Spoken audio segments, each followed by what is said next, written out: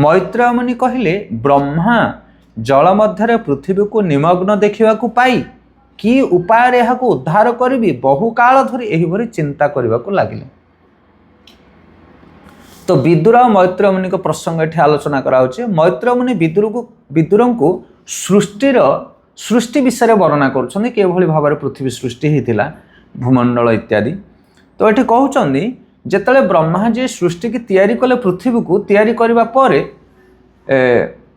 हिरण्याक्ष हिरण्यकशिपुर भाई हिरण्याक्ष महाबलशाली प्रतापशाली असुर से कौन करथिला ना यही पृथ्वी को निज स्थान हरण कर रसातल को नहीं जाइथिला जो सागर गभीर भीतर को।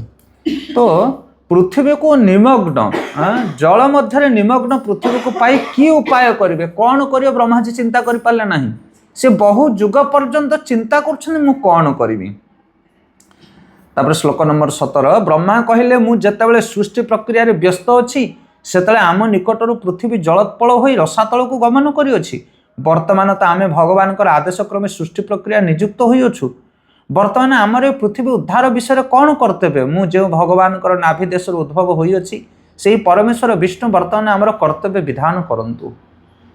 तो भगवान निर्देश देइथिले ब्रह्मा को कि तुम्हें सृष्टि तैयारी करो से बोले ब्रह्मा सृष्टि कार्य लगी आ सृष्टि तैयारी करेंगे कौन सृष्टि तैयारी हो ताकू चोरी करके नहीं जाइए हिरण्यकशिपु हिरण्याक्ष से ब्रह्मा चिंता करुछंदी भगवान निर्देश आमको थिला सृष्टि तैयारी करने किंतु ये तो हिरण्याक्ष धरिक पलैछ आम कौन करूँ कई भाव ये कार्य को आम संपादन करूँ। हे निष्पाप विदुर एहीपरि भाव में ब्रह्मा चिंता करुथिया बेले तांकर नासारंध्र अकस्मात आंगुष्ठ परिमित गोटे सूक्ष्म बराह निर्गत है।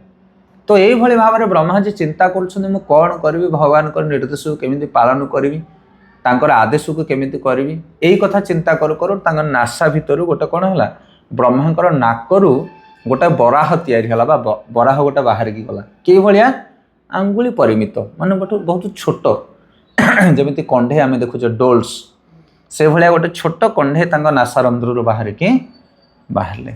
हे भरत वंशज से बराह देखु देखु ब्रह्मा समीप आकाशस्थ होई क्षणक मध्य एक हस्ती सदृश परिवर्धित हैला यह बड़ा आश्चर्यजनक होइथिला। तो एतिकी छोट बराह भगवान ब्रह्मा नासरु बाहरले और आकाश को जाई गोटे विशाल रूप को धारण करे विशाल बराह रूप। तो ये आम कौन शिखा ये पंक्ति कि जिते आम जीवन में भी किसी समस्या आसूची ना आम भगवान को प्रार्थना करवा दरकार आम भगवान को स्मरण करवा दरकार कि हे प्रभु मु गोटे पुओ कि मु गोटे माँ कि मु गोटे स्वामी मु गोटे पुत्र मोर कर्तव्य हो मोर यह करवा आम परिवार पाई किंतु मु कौन समस्या फसिकी मुझे करें तो मु केमिति करी कार्य को कारण यहाँ हूँ आपणकर निर्देश। जमी ब्रह्मा सृष्टि करने भगवान को आदेश पाई आ कार्य जो व्याघात है से भगवान को प्रार्थना कले सेमिते आमे मध्य भगवान को निर्देश कार्य करुचे। ये जो वर्णाश्रम धर्म भगवान तैयारी करुछंदी चतुर्वर्णमय सृष्ट गुण कर्म विभाग सह जड़े ब्राह्मण जड़े क्षत्रिय जड़े वैश्य जड़े शूद्र होइछि जड़े नारी जड़े पुरुष होइछि जड़े पिता जड़े पुत्र होइछि जड़े गुरु जड़े शिष्य होइछि ये सब कहा निर्देश भगवान को निर्देश से आमर जो कर्तव्य रही से कर्तव्य को जब आम सठिक भाव में संपादन करें किसी समस्या आसूची ताले भगवान को प्रार्थना कर भगवान निश्चित तार समाधान देवे। निश्चल भाव में हृदय आम भगवान को प्रार्थना करने दरकार। तो ब्रह्मा जी एठी भगवान को प्रार्थना कर भगवान सांगे सांगे तार समाधान दौरान नासारंध्र गोटे कौन होना बराह देव रूप प्रकट हो विशाल रूप को धारण कर आम भी जो भजन करुचे आम जो समस्या फसुचे भक्ति जीवन में से आम भगवान को प्रार्थना कले भगवान किसी ना किसी गोटे सुराक देवे किसी ना किसी बुद्धि आम मुंडर देखा आउ सेटा को जब आम गंभीरता पूर्वक करवा ताहले देखियो सेटा गोटे बहुत बड़ मिराकल हो जोटा तुम कल्पना करूँ कि बहुत बड़ समाधान हो। आम बेले बेले भावु यहीटा कले कौन एमती हो तुम्हें गंभीरता पूर्वक करवा दरकार। से साधु सन्थ गुरु महाराज बेले बेले किसी उपदेश दियंती महाराज एमती असुविधा होची ओके ठीक अच्छे तुम्हें यहीटा कर सेटा कर सी जस्ट स्लोली एमती कही दियंती लाइटली तुमको किंतु तुम्हें से गंभीरता पूर्वक जब कर ତାହେଲେ ସେଟା ବିଶାଳ ରୂପକୁ ଧାରଣ କରିବ, ଯେମିତି ବରାହଦେବଙ୍କର ବିଶାଳ ରୂପ। ତାପରେ କହୁଛନ୍ତି ବ୍ରହ୍ମା ମରିଚି ପ୍ରମୁଖ ବିପ୍ରଗଣ ଏବଂ ସନକ ଆଦି ଋଷି ଏବଂ ମନୁଙ୍କ ସହିତ ସେ ବରାହ ରୂପ ଦର୍ଶନ କରିବାକୁ ଲାଗିଲେ। ସମସ୍ତେ ଦେବତାମାନେ ଋଷିମାନେ ସମସ୍ତେ ସେ ବରାହଦେବଙ୍କୁ ଦର୍ଶନ କଲେ। ବ୍ରହ୍ମା ଚିନ୍ତା କଲେ ଶୁଦ୍ଧ ସତ୍ୟମୟ କୌଣସି ଦେବତା କ'ଣ ଛଦ୍ମବେଶରେ ଶୁକର ରୂପରେ ଆବିର୍ଭୂତ ହେଲେ? ଆହୋ କି ଆଶ୍ଚର୍ଯ୍ୟ, ମୋର ନାସାରନ୍ଧ୍ରରୁ ଯେ ଏଇ ଅପରୂପ ମୂର୍ତ୍ତି ଆବିର୍ଭୂତ ହେଲେ। ବ୍ରହ୍ମା କହୁଛନ୍ତି ଇଏ କିଏ? ଇଏ କ'ଣ କିଏ ଛଦ୍ମବେଶରେ ଗୋଟେ ରୂପକୁ ଧାରଣ କଲେ ମୋ ଆଗରେ? ମୋ ନାସାରନ୍ଧ୍ରରୁ ବାହାର ହେଇକି ଏତେ ବଡ଼ ବିଶାଳ ରୂପ, ଇଏ କିଏ? କେହି ବିଚାର କରିପାରୁନଥିଲେ। ପ୍ରଥମତଃ ଏ ବରାହ ଅଙ୍ଗୁଷ୍ଠ ପରିମିତ ଦୃଷ୍ଟ ହୋଇଥିଲା, କିନ୍ତୁ ପୁଣି କ୍ଷଣକାଳ ମଧ୍ୟରେ ସ୍ଥୂଳ ପାଷାଣ ସଦୃଶ୍ୟ ହେଲେ। ଏ କ'ଣ ଯଜ୍ଞ ସ୍ୱରୂପ ଭଗବାନ ବିଷ୍ଣୁ ନିଜ ରୂପ ଗୋପନ ପୂର୍ବକ ମୋ ମନକୁ କ୍ଷୁବ୍ଧ କରୁଛନ୍ତି? ତ ବ୍ରହ୍ମା କହୁଛନ୍ତି ଇଏ କ'ଣ ଭଗବାନ ବିଷ୍ଣୁ ମୋ ମନକୁ ବାଉଳା କରିବା ପାଇଁ କ'ଣ ଏଭଳିଆ ରୂପକୁ ଧାରଣ କରୁଛନ୍ତି? ଇଏ କିଏ ବୋଲି ସେ ବୁଝିପାରୁନଥିଲେ। ତ ଏଠି ଗୋଟେ କଥା ଆମକୁ ଶିକ୍ଷା ମିଳେ କି ଭଗବାନ ଯେତେବେଳେ ଲୀଳା କରନ୍ତି ନା, ବଡ଼ ବଡ଼ ଦେବତାମାନେ ମଧ୍ୟ ତାଙ୍କୁ ବୁଝିପାରନ୍ତି ନାହିଁ। ସେଥିପାଇଁ ଜଣେ ବୈଷ୍ଣବ, ଜଣେ ଭକ୍ତ ସବୁବେଳେ ସଜାଗ ରହିବା ଦରକାର କି ଭଗବାନ କେତେବେଳେ କେଉଁ ରୂପରେ ତୁମ ଆଗରେ ଆସିକି ଠିଆ ହେବେ ତାର କୌଣସି ଗ୍ୟାରେଣ୍ଟି ନାହିଁ। ସେଥିପାଇଁ ସମସ୍ତଙ୍କୁ ଉଚିତ ବ୍ୟବହାର କର।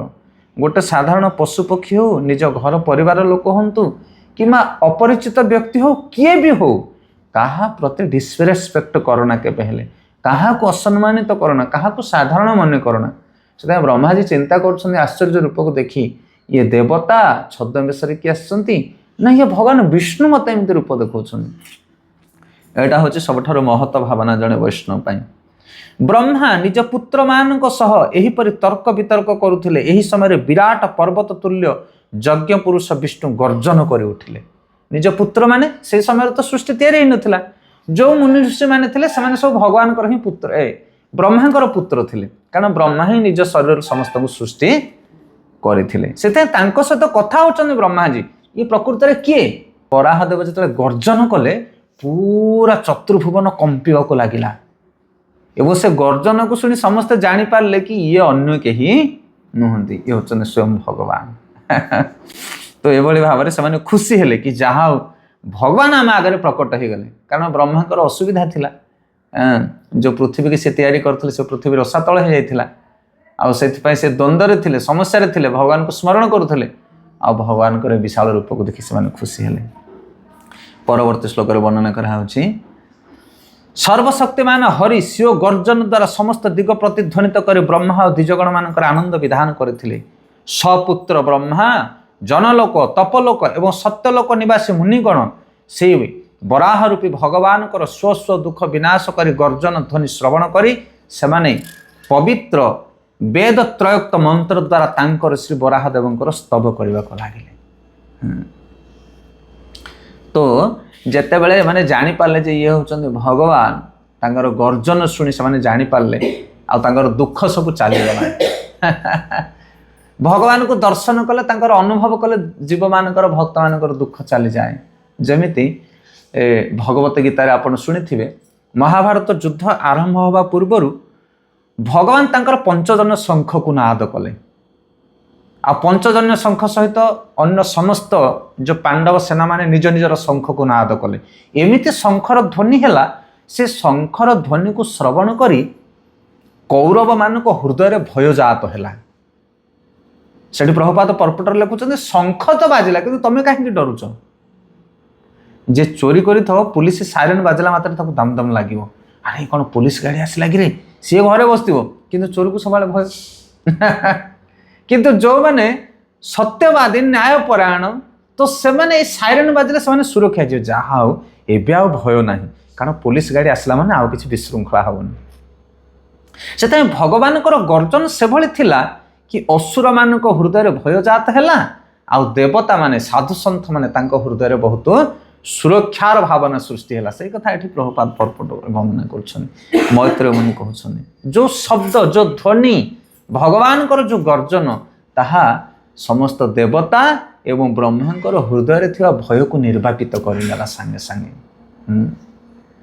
ଆଉ ତାପରେ ସମସ୍ତ ଯେଉଁ ସତ୍ୟଲୋକ ଏବଂ ଉଚ୍ଚ ଲୋକମାନଙ୍କରେ ଥିବା ଦେବତାମାନେ ଭଗବାନଙ୍କୁ ନିବେଦନ କରିବାକୁ ଲାଗିଲେ ବା ପ୍ରାର୍ଥନା କରିବାକୁ ଲାଗିଲେ। ଦେବତାଗଣ କର୍ତ୍ତୃକ ସ୍ତୁତ ବରାହ ମୂର୍ତ୍ତି ଶ୍ରୀ ବିଷ୍ଣୁ ଗଜେନ୍ଦ୍ର ତୁଲ୍ୟ ଲୀଳା ପ୍ରକାଶ କରି ସେହି ସାଧୁଗଣଙ୍କ ଦ୍ୱାରା ଉଚ୍ଚାରିତ ବେଦବାକ୍ୟକୁ ନିଜ ଗୁଣାନୁବାଦ ବୋଲି ନିଶ୍ଚୟ କରି ପୁନରାୟ ଗର୍ଜନ ପୂର୍ବକ ଦେବତାଗଣଙ୍କର ମଙ୍ଗଳ ନିମିତ୍ତ ଜଳ ମଧ୍ୟରେ ପ୍ରବେଶ କଲେ। ତ ଭଗବାନଙ୍କୁ ଯେତେବେଳେ ମାନେ ଦେବତାମାନେ ସମସ୍ତେ ପ୍ରାର୍ଥନା କଲେ, ସ୍ତୁତି କଲେ, ଭଗବାନ ବହୁତ ପ୍ରସନ୍ନ ହେଲେ। ସେମାନଙ୍କର ଗୁଣଗାନ ଶୁଣି ଆଉ କ'ଣ କଲେ ନା ଆହୁରି ପ୍ରବଳ ଭାବରେ ଗର୍ଜନ କରି ସେ ଯେଉଁ ଜଳ ଭିତରକୁ ପ୍ରବେଶ କଲେ।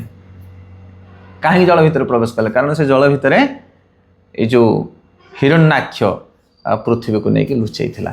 ପରବର୍ତ୍ତୀ ଶ୍ଲୋକରେ ପୃଥିବୀର ଉଦ୍ଧାରକାରୀ ବରାହ ରୂପୀ ଭଗବାନ ଜଳ ମଧ୍ୟରେ ପ୍ରବେଶ କରିବା ପୂର୍ବରୁ ପୁଚ୍ଛକୁ ଉତ୍ତୋଳନ ପୂର୍ବକ ଆକାଶରେ ଉତ୍ଥିତ ହେଲେ ଏବଂ ସ୍କନ୍ଧସିତ କଠୋର କେଶ ସମୂହକୁ କମ୍ପିତ କରି କ୍ଷୀର ଦ୍ୱାରା ମେଘରାଶିକୁ ଆଘାତ କଲେ। ତାଙ୍କର ଚର୍ମ ଉପରେ ତୀବ୍ର ରୋମ ଥିଲା, ତାଙ୍କର ଦନ୍ତ ଶୁଭ୍ର ବର୍ଣ୍ଣର ଥିଲା, ସେ ସ୍ୱୀୟ ଦର୍ଶନ ରୂପ ମହାଜ୍ୟୋତି ବିଶିଷ୍ଟ ହୋଇ ଶୋଭା ପାଉଥିଲା। ତ ଯେତେବେଳେ ଭଗବାନ ବରାହଦେବ ଜଳ ଭିତରକୁ ପ୍ରବେଶ କଲେ, ତା ଭିତରୁ ଯେମିତି ବରାହ ନିଜ ଶରୀର କେମିତି ଝାଡ଼ି ଦିଏ, ଛାଟି ଦିଏ, କ୍ଷୀର ଦ୍ୱାରା ମାଟିକୁ ତାଡ଼ନ କରେ, ସେଭଳି ଭାବରେ ଭଗବାନ ତାଙ୍କର ଦିବ୍ୟ ଲୀଳାକୁ ସମ୍ପାଦନ କଲେ। ଆଉ ତାକୁ ଦେଖି ସବୁ ଦେବତାମାନେ ବହୁତ ଆନନ୍ଦ ପ୍ରାପ୍ତ ହେଲେ। ଭଗବାନ ବରାହଦେବଙ୍କର ଯେଉଁ ଲୋମ ରାଶି ଥିଲା ତାହା ମେଘ ସବୁ ଖଣ୍ଡ ଖଣ୍ଡ କରିଦେଲା। ତାଙ୍କର ଶୁଭ୍ର ଦନ୍ତ, ଧଳା ବର୍ଣ୍ଣର ବିଶାଳ ଦନ୍ତ ଶୋଭମାନ ହେଉଥିଲା। ଏସବୁ ରୂପକୁ ବର୍ଣ୍ଣନା କରାଯାଉଛି। ସେ ସ୍ୱୟଂ ଯଜ୍ଞେଶ୍ୱର ସ୍ୱରୂପ ଭଗବାନ ଦିବ୍ୟ ଶରୀରଧାରୀ ହୋଇ ସୁଦ୍ଧା ବରାହ ରୂପ ଛଳରେ ପଶୁ ଭଳି ଘ୍ରାଣ ଦ୍ୱାରା ପୃଥିବୀର ନିମଜ୍ଜତ ସ୍ଥାନ ଅନୁସନ୍ଧାନ କରିବାକୁ ଲାଗିଲେ ଏବଂ ଭୟଙ୍କର ଦର୍ଶନଧାରୀ ହୋଇ ସୁଦ୍ଧା ସ୍ତବକାରୀ ବ୍ରାହ୍ମଣଗଣକୁ ପ୍ରଶାନ୍ତ ନୟନରେ ଊର୍ଦ୍ଧ୍ୱ ଦିଗକୁ ନିରୀକ୍ଷଣ କରି ଜଳ ମଧ୍ୟରେ ପ୍ରବେଶ କଲେ। ତ ଭଗବାନ ଯଦିଓ ଭଗବାନ ସର୍ବେଶ୍ୱର, କିନ୍ତୁ ବାରହା ରୂପକୁ ଯେତେବେଳେ ଧାରଣ କଲେ ସେ ଗୋଟେ ବାରହା ଭଳିଆ ଆକ୍ଟିଂ କରୁଛନ୍ତି। କୁନ୍ତୀ ମହାରାଣୀ କହୁଛନ୍ତି ନଟ ନାଟ୍ୟ ଧର ଯଥା। ଭଗବାନ ଯେତେବେଳେ ଯେଉଁ ରୂପକୁ ଧାରଣ କରନ୍ତି ଏମିତି ଅଭିନୟ କରନ୍ତି ଯେମିତି କହିବେ ଇଏ ସତରେ ଏୟା। ଏବେ ଦେଖୁନାହାନ୍ତି ଚୈତନ୍ୟ ମହାପ୍ରଭୁ ରୂପରେ ଆସନ୍ତି ଭଗବାନ କୃଷ୍ଣ। କୃଷ୍ଣ କୃଷ୍ଣ କହି କାନ୍ଦିକି ଲୋଟି ଯାଉଛନ୍ତି। ଯେଉଁ ରଥଯାତ୍ରା ସମୟରେ ଆପଣମାନେ ପଢ଼ିବେ ଚୈତନ୍ୟ ଚରିତାମୃତରେ, ରଥଯାତ୍ରା ସମୟରେ ଚୈତନ୍ୟ ମହାପ୍ରଭୁ ଯେତେବେଳେ ଜଗନ୍ନାଥଙ୍କୁ ଚାହିଁ କୀର୍ତ୍ତନ କରୁଛନ୍ତି, ତାଙ୍କର ଲୋମ ଯାକ ସବୁ ପଣିସ କଣ୍ଟା ଭଳିଆ ଫୁଲି ଯାଉଛି, ତାଙ୍କ ଆଖିରୁ ପିଚିକାରି ଭଳିଆ ଲୁହ ବହୁଛି, ଆଉ ସେ ମୂର୍ଚ୍ଛା ହେଇ ତଳେ ପଡ଼ି ଯାଉଛନ୍ତି। ମାନେ ଏମିତି କାହା ଜୀବନରେ କେହି ହେଲେ କରିପାରିବେ ନାହିଁ। ସେଥିପାଇଁ ଭକ୍ତି ଆଚରଣ କରୁଛନ୍ତି ଭଗବାନ, ଶୁଦ୍ଧ ଭକ୍ତ ଭଳି ତାଙ୍କର ବ୍ୟବହାର, ଟିକେ ହେଲେ କପଟତା ନାହିଁ। ଯେତେବେଳେ ଭଗବାନ ଯେଉଁ ରୂପକୁ ଧାରଣ କରନ୍ତି, କ୍ଷତ୍ରିୟ ରୂପକୁ ଧାରଣ କଲେ, 21 ବାର ପୁରା ପୃଥିବୀକୁ ନିକ୍ଷେତ୍ରୀ କଲେ। ମାନେ କେମିତି ଦକ୍ଷ। ମର୍ଯ୍ୟାଦା ପୁରୁଷୋତ୍ତମ ରାମଚନ୍ଦ୍ର ରୂପକୁ ଧାରଣ କଲେ, ଏକପତ୍ନୀ ବ୍ରତା। କ'ଣ କଠୋର ନିୟମକୁ ଗ୍ରହଣ କରୁଛନ୍ତି ରାମଚନ୍ଦ୍ର ମହାପ୍ରଭୁ। ଏ ପୃଥିବୀରେ ଏମିତି ରାଜା, ଏମିତି କେହି ହେଲେ ବି କେବେ ପୁରୁଷ ଏଭଳି ଗୁଣକୁ ଧାରଣ କରିନଥିବେ। ସେଥିପାଇଁ ଭଗବାନ ବରାହ ଦେବକୁ ବି ଯେତେବେଳେ ଧାରଣ କଲେ ବରାହ ରୂପକୁ, ସିଏ ବି ସେଭଳି ବରାହ ଭଳି ତାଙ୍କର ରୂପକୁ ସିଏ କ'ଣ କଲେ, ପରିପ୍ରକାଶ କଲେ। ଆଉ ତାଙ୍କର ଲୀଳା ଦ୍ୱାରା ସମସ୍ତଙ୍କୁ ପ୍ରବଳ ଆନନ୍ଦ ପ୍ରଦାନ କରୁଥିଲେ। ଆଉ ଭଗବାନ କ'ଣ କଲେ ନା, ଯେମିତି ବାରହା ମାନେ ଶୁଙ୍ଘିକି ଜାଣନ୍ତି କେଉଁଠି ତାଙ୍କର ଖାଦ୍ୟ ଜିନିଷ ଅଛି, ଅନ୍ୱେଷଣ କରନ୍ତି। ପଶୁମାନଙ୍କର ଶୁଙ୍ଘିବା ଗୁଣ ଥାଏ। ଆପଣ ଗାଈ ବଳଦଙ୍କୁ କିଛି ଗୋଟେ ଦେବେ ଖାଇବା ପାଇଁ, ସେମାନେ ଆଗେ ଶୁଙ୍ଘି ନେବେ। ଶୁଙ୍ଘିଲେ ସେମାନେ ଜାଣିନେବେ ଏଇଟା ଆମର ଖାଇବା ପାଇଁ ଉପଯୁକ୍ତ କି ନାହିଁ। ସେଥିପାଇଁ ଭଗବାନ ଯଦିଓ ଜାଣିଥିଲେ କେଉଁ ଜାଗାରେ ଅଛି ପୃଥିବୀ, କେଉଁଠି ଅଛି ହିରଣ୍ୟାକ୍ଷ, କିନ୍ତୁ ତଥାପି ବରାହ ରୂପରେ ସିଏ ଘ୍ରାଣ କଲେ। ଆଉ ଜାଣିପାରିଲେ ଏଇ ରସାତଳ ଭିତରେ ହିଁ ପୃଥିବୀ ଅଛି। ତାପରେ ଭିତରକୁ ପ୍ରବେଶ କଲେ। ତାଙ୍କର ବଜ୍ରମୟ ପର୍ବତ ସଦୃଶ୍ୟ ଦେହ ସମୁଦ୍ରରେ ପତିତ ହେଲା ବେଳେ ସେହି ପତନର ବେଗରେ ସମୁଦ୍ର ଗର୍ଭ ବିଦୀର୍ଣ୍ଣ ହେଲା। ସେତେବେଳେ ସମୁଦ୍ର ଯେପରି ଭୟରେ ତରଙ୍ଗ ରୂପ ଦୀର୍ଘ ବାହୁ ବିସ୍ତାର କରି ହେ ଯଜ୍ଞେଶ୍ୱର ମୋତେ ରକ୍ଷା କରନ୍ତୁ, ଏହିପରି ଭାବରେ ଆର୍ତ ବ୍ୟକ୍ତି ଭଳି ଉଚ୍ଚ କଣ୍ଠରେ କହିବାକୁ ଲାଗିଲେ। ତ ଏଠି ମୈତ୍ରେୟ ମୁନି କହୁଛନ୍ତି ଭିତରକୁ, କହୁଛନ୍ତି ଯେତେବେଳେ ବରାହଦେବ ସମୁଦ୍ର ଭିତରେ ପ୍ରବେଶ କଲେ, ସମୁଦ୍ରର ଜଳରାଶି ଦିଭାଗ ହେଇଗଲା। ଆଉ ଏମିତି ଜଣାପଡ଼ୁଥିଲା ଯେମିତି ସମୁଦ୍ର ହାତକୁ ମେଲେଇ ଭଗବାନଙ୍କୁ ସ୍ୱାଗତ କରୁଅଛି, ହେ ପ୍ରଭୁ ପରମେଶ୍ୱର ଆପଣ ମୋର ଦୁଃଖକୁ ଦୂର କରନ୍ତୁ। ଏମିତି ଦୃଶ୍ୟ ଦେଖାଯାଉଥିଲା। ସେଇ ମୂର୍ତ୍ତି ଯଜ୍ଞ ମୂର୍ତ୍ତି ବରାହଦେବ ସେତେବେଳେ ଅର୍ଦ୍ଧଚନ୍ଦ୍ର ଅକୃତି ବାଣ ସ୍ୱରୂପ ଶିବ ଖୁର ଦ୍ୱାରା ପାରବାର ଶୂନ୍ୟ ସମୁଦ୍ରର ତଳଦେଶ ପର୍ଯ୍ୟନ୍ତ ବିଦୀର୍ଣ୍ଣ କରି ରସାତଳ ପୃଥିବୀକୁ ଦର୍ଶନ କଲେ। ସୃଷ୍ଟି ପ୍ରାରମ୍ଭରେ ଯେପରି ନୟନେଶୁ ଭଗବାନ ସର୍ବଜୀବଙ୍କର ଆଧାରଭୂତ ଧରଣୀକୁ ନିଜ ଉଦରରେ ଧାରଣ କରିଥିଲେ ତଦ୍ରୂପ ଧାରଣ କଲେ। ତ ତାପରେ ଭଗବାନ କ'ଣ କଲେ ନା ଅର୍ଦ୍ଧଚନ୍ଦ୍ର ଅକୃତି ବାଣ ସ୍ୱରୂପ ତାଙ୍କର ଖୁରା, ଭଗବାନଙ୍କର ଯେଉଁ ଖୁରା, ବାରାହାର ଖୁରା ଚନ୍ଦ୍ର ଭଳିଆ ଅର୍ଦ୍ଧ ଆକୃତି ଥିଲା। ଆଉ ତାକୁ ପୃଥିବୀର ପୁରା ଯେଉଁ ସାଗରର ତଳ ଦେଶରେ ସେ ଖୁରାକୁ ସେ କ'ଣ କଲେ ଦବେଇଲେ, ଆଘାତ କଲେ। ଆଉ ତାପରେ ଯେଉଁ ପୃଥିବୀ ଥିଲା ସେ ସ୍ଥାନରେ ସେ ପୃଥିବୀକୁ ସେ ଧାରଣ କଲେ। କେମିତି ଧାରଣ କଲେ ନା ଯେମିତି ପୃଥିବୀକୁ ପୂର୍ବରୁ ସେ ଗର୍ଭରେ ଧାରଣ କରିଥିଲେ ଭଗବାନ। ଭଗବାନ ହେଉଛନ୍ତି ଗର୍ଭତକୁ ସାଇ, ଗର୍ଭରେ ଧାରଣ କରନ୍ତି। ସବୁ ବ୍ରହ୍ମାଣ୍ଡ ମାନଙ୍କୁ ଭଗବାନ ଗର୍ଭରେ ଧାରଣ କରନ୍ତି। ଯଶୋଦା ମା ମଧ୍ୟ ଦେଖିଥିଲେ ଭଗବାନ କୃଷ୍ଣଙ୍କର ଗର୍ଭରେ ଅନନ୍ତ ପୃଥିବୀକୁ। ତ ସେଭଳି ଭାବରେ ସେ ଧାରଣ କଲେ। ଶ୍ରୀ ବରାହ ଦେବ ନିଜ ଦନ୍ତ ଦ୍ୱାରା ରସତଳାସ୍ଥ ପୃଥିବୀର ଉତ୍ତୋଳନ ପୂର୍ବକ ରସାତଳରୁ ଉତ୍ଥିତ ହୋଇ ଅତିଶୟ ଶୋଭିତ ହେଲେ। ତତ୍ପରେ ତାଙ୍କର କ୍ରୋଧ ଦର୍ଶନ ଚକ୍ର ସଦୃଶ୍ୟ ପ୍ରଦୀପ୍ତ ହୋଇ ଉଠିଲା ଓ ସେ ତତ୍କ୍ଷଣାତ୍ ଦୈର ହିରଣ୍ୟାକ୍ଷକୁ ଦୈତ୍ୟ ହିରଣ୍ୟାକ୍ଷକୁ ବଦ୍ଧ କଲେ। ଯଦିଓ ସେ ଦୈତ୍ୟ ହିରଣ୍ୟାକ୍ଷ ଭଗବାନଙ୍କର ସହ ଯୁଦ୍ଧ କରିବାକୁ ଖୁବ୍ ପ୍ରଚେଷ୍ଟା କଲା, ତଥାପି ଭଗବାନଙ୍କ ହାତରେ ନିହତ ହେଲା। ତାପରେ ହିରଣ୍ୟାକ୍ଷ ହିରଣ୍ୟକଶିପୁର ଭାଇ ଯିଏ ପୃଥିବୀକୁ ହରଣ କରି ନେଇଥିଲା, ଭଗବାନ ସେ ପୃଥିବୀକୁ ଉଦ୍ଧାର କରିବା ସମୟରେ ସେ ତାଙ୍କ ସହିତ ଯୁଦ୍ଧ କଲା ଆଉ ଭଗବାନ ହିରଣ୍ୟାକ୍ଷକୁ ବିଦାରଣ କଲେ। ଏହାପରେ ବରାହ ରୂପୀ ଭଗବାନ ବିଷ୍ଣୁ ଅତ୍ୟନ୍ତ କ୍ରୋଧଦୀପ୍ତ ହୋଇ ପଶୁରାଜ ସିଂହ ଏକ ହସ୍ତୀକୁ ବିନାଶ କଲା ଭଳି ଅବଲୀଳାକ୍ରମେ ହିରଣ୍ୟାକ୍ଷ ଦୈତ୍ୟକୁ ବଦ୍ଧ କଲେ।